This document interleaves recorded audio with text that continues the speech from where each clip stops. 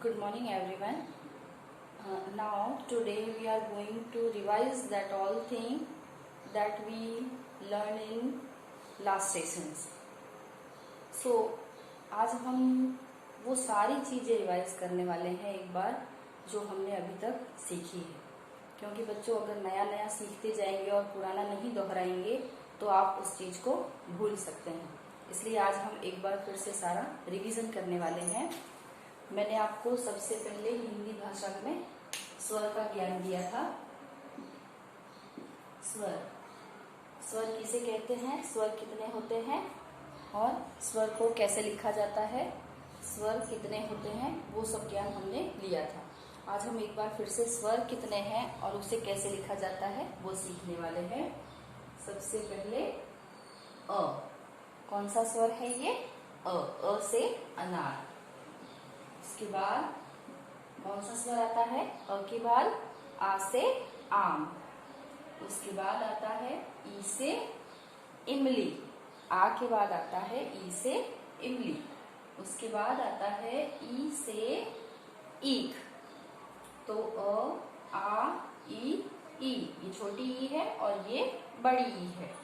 उसके बाद ऊ, उसके बाद बड़ा ऊ, उसके बाद री, उसके बाद ए, उसके बाद ए, ओ, औ, आखिर में अंग आता है और उसके बाद आता है अह। ठीक है बच्चों, तो ये सारे जो स्वर हैं वो हमने पहले सीखे थे। तो आज अ जो है वो है अमात्रिक शब्द, उसमें किसी भी मात्रा का प्रयोग नहीं किया जाता। उसके बाद आता है आ में हम जो मात्रा लगाते हैं वो होती है ये वाली मात्रा जो हमने अभी तक सीखी हुई है। तो ये कौन सी मात्रा बच्चों? ये है आ की मात्रा। उसके बाद ई की मात्रा हमने सीखी थी, उसे इस प्रकार लिखा जाता है जो है छोटी ई की मात्रा। उसके बाद बड़ी ई की मात्रा इस प्रकार लिखते हैं और ये होती है बड़ी ई की मात्रा जिसका उच्चारण ई से होता है। उसके बाद आता है ऊ की मात्रा हम इस प्रकार बनाते हैं। और इतनी मात्राएं हमने अभी तक सीखी है। जिन मात्राओं का हमने शब्द में प्रयोग किया है और शब्दों के साथ वाक्यों में भी प्रयोग किया है, उसे कैसे रीड करना है, उसे कैसे लिखना है, वो भी हमने देखा है। तो बच्चों अ, आ, ई, ऊ। उसके बाद आता है बड़ा ऊ, री, ए, ओ, औ, अंग और आखिर में आता है अह। ये हो गए हमारे स्वर। स्वरों का ज्ञान लेने के बाद हमने उसके बाद क्या सीखा था? हाँ, सही सोचा आपने। स्वरों के बाद हमने व्यंजन सीखे थे। तो एक बार फिर से व्यंजन भी हम रिवाइज करेंगे।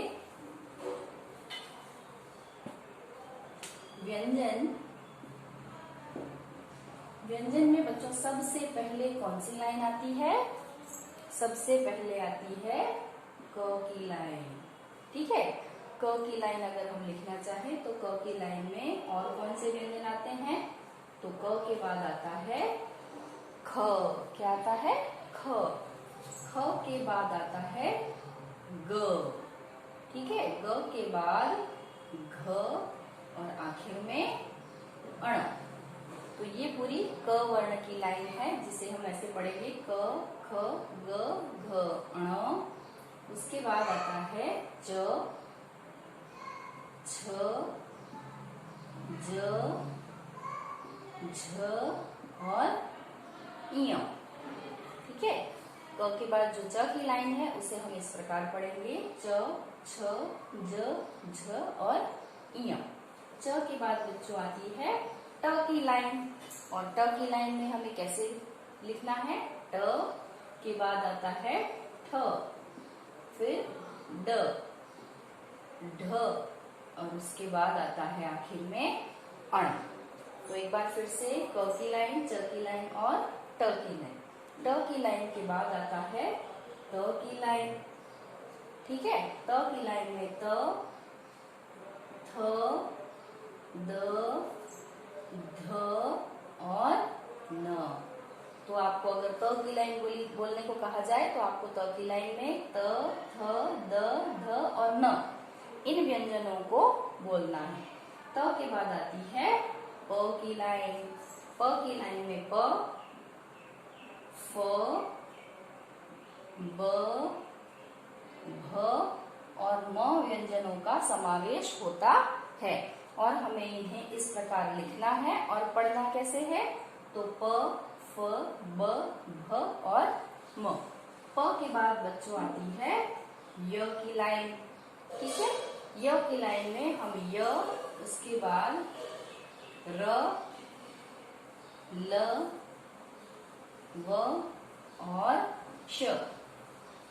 य की लाइन में इन व्यंजनों का समावेश होता है जिसे हम इस प्रकार पढ़ेंगे य, र, ल, व और श। आखिर में आती है श की लाइन। और श की लाइन में बच्चों कौन से व्यंजन आते हैं? तो श की लाइन में श, स, ह, क्ष और य। ठीक है, तो स की लाइन में श, स, ह, क्ष और य।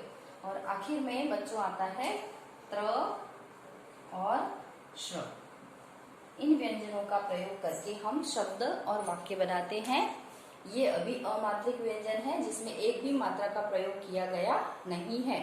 इन व्यंजनों को याद रखना बहुत आवश्यक है। व्यंजनों के याद रखने पर ही आप हिंदी रीडिंग कर पाएंगे।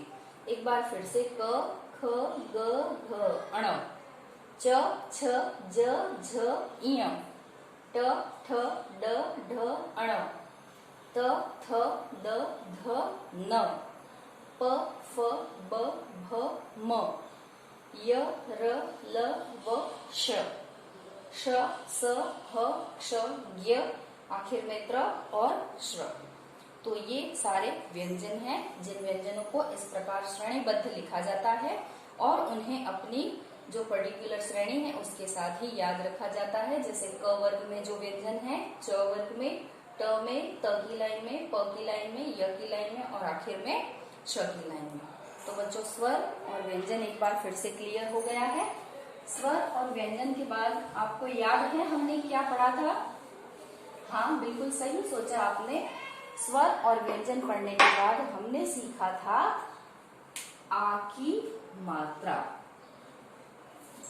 हमने सीखा था आ की मात्रा।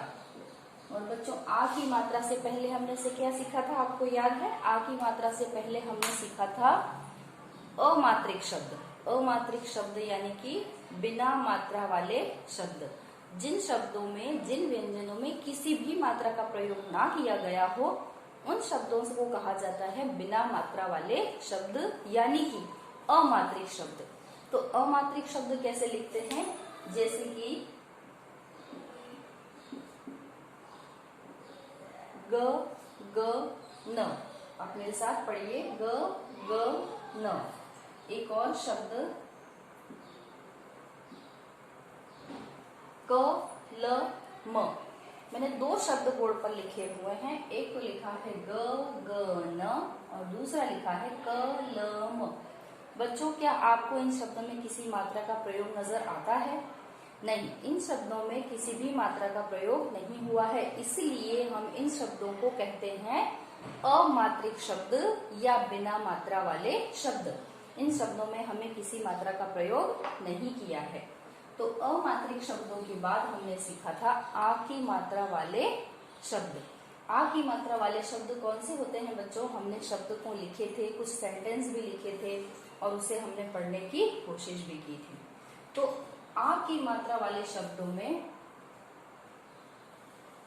हम सबसे पहले लिखेंगे, आप लोग बोर्ड पर एक शब्द देख पा रहे हैं जिसमें मैंने लिखा है म के बाद आ की मात्रा, ल के बाद आ की मात्रा। ये पूरा शब्द क्या बनता है? माला।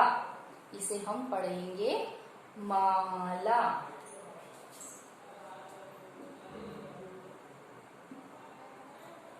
आप बच्चों मेरे साथ बोलेंगे, छ में आ की मात्रा छा, त में आ की मात्रा ता, छाता। ये कौन सा शब्द बनता है? छाता।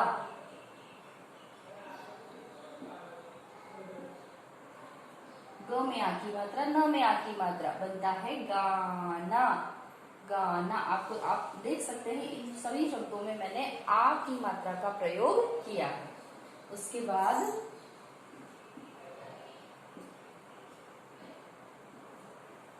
यहाँ पर एक और शब्द है ग, म और ल में आ की मात्रा, यानी क्या बनता है? ग म ला। सिर्फ ल में आ की मात्रा लगाई है, इसलिए हम ल में आ की मात्रा का प्रयोग करके उसे ला बोलेंगे, तो वो बन जाएगा ग म ला।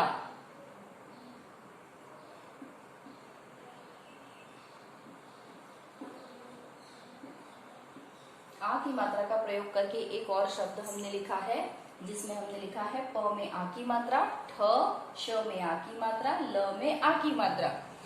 इस प्रकार आ की मात्रा का प्रयोग करने पर ये पूरा शब्द बनता है पाठशाला।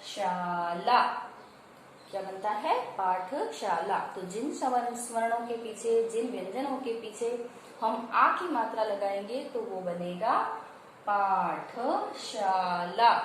तो ये सारे जो शब्द हैं वो हैं आ की मात्रा वाले शब्द। जिन शब्दों में हमने आ की मात्रा का प्रयोग किया है उसे हम कहते हैं आ की मात्रा वाले शब्द। बच्चों, आ की मात्रा वाले शब्दों के बाद हमने कौन से शब्द देखे थे? हाँ, वो थे ई की मात्रा वाले शब्द, जिसे हम इस प्रकार लिखते हैं। ये है ई की मात्रा। ये है ई की मात्रा। ई की मात्रा वाले शब्दों में कौन से शब्द आते हैं? जैसे कि ब में ई की मात्रा, बी ल। इसे हम कैसे पढ़ेंगे? ब में ई की मात्रा लगाने पर बी ल। एक और शब्द म में ई की मात्रा, ये कौन सी मात्रा है? ई की छोटी मात्रा, जिसे हम व्यंजन के आगे लगाते हैं और उसे हम पढ़ते हैं ई। म में ई की मात्रा मी ल। इसके बाद ह में ई की मात्रा लगाने पर ही ल।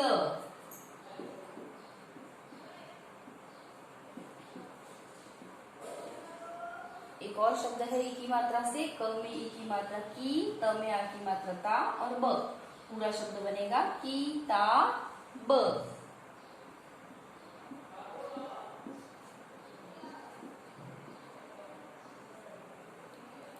ग में ई की मात्रा, ल में आ की मात्रा और स। इससे क्या बनता है? गी ला स। एक और शब्द हम लिखेंगे, क में ई की मात्रा, श, म में ई की मात्रा, श। ये पूरा शब्द क्या बनता है बच्चों? कीश मीश। तो इस प्रकार ये जो है हमने छोटी ई की मात्रा सीखी है। छोटी ई की मात्रा के बाद हमने कौन सी मात्रा सीखी थी बच्चों? हाँ, छोटी ई की मात्रा के बाद हमने बड़ी ई की मात्रा सीखी थी। और बड़ी ई की मात्रा इस प्रकार लगाते हैं, जो स्वर और व्यंजन के बाद लगाई जाती है। बड़ी ई की मात्रा। बड़ी ई की मात्रा के शब्द अगर हम लिखना चाहें तो उसमें म में ई की मात्रा और न में आ की मात्रा। म में ई की मात्रा लगाने से वो बन जाएगा मी। उसका उच्चारण क्या होगा? मी। तो ये है मी ना। इसके बाद ग में ई की मात्रा और त में आ की मात्रा। इससे क्या बनता है? गीता। ग में ई की मात्रा लगाने पर उसका उच्चारण हम करेंगे गी। ह में ई की मात्रा, न में आ की मात्रा। ये कौन सा शब्द बनता है? ही ना। इस प्रकार अगर हम ई की मात्रा का प्रयोग करना चाहें तो ई की मात्रा से इस प्रकार के शब्द बनते हैं। ई की मात्रा से हम बहुत सारे शब्द बना सकते हैं, वाक्य में उसका प्रयोग कर सकते हैं। तो इस प्रकार आ की मात्रा, छोटी ई की मात्रा और बड़ी ई की मात्रा, ये 3 मात्राएं हमने सीखी थी, जिसका आज हमने पुनर्भ्यास किया है। बच्चों, जो शब्द आप लिखते हैं उन शब्दों को बार बार बोल कर लिखने से ये शब्द आपके, ये मात्राएं आपके दिमाग में सेट हो जाएंगी और आपको ये भी समझ में आएगा कि इस मात्रा का उच्चारण क्या करना है। तो मैंने जो भी इन मात्राओं से रिलेटेड काम दिया है उसे आपको रीड करना है और जोर जोर से बोलकर पढ़ने की कोशिश करनी है।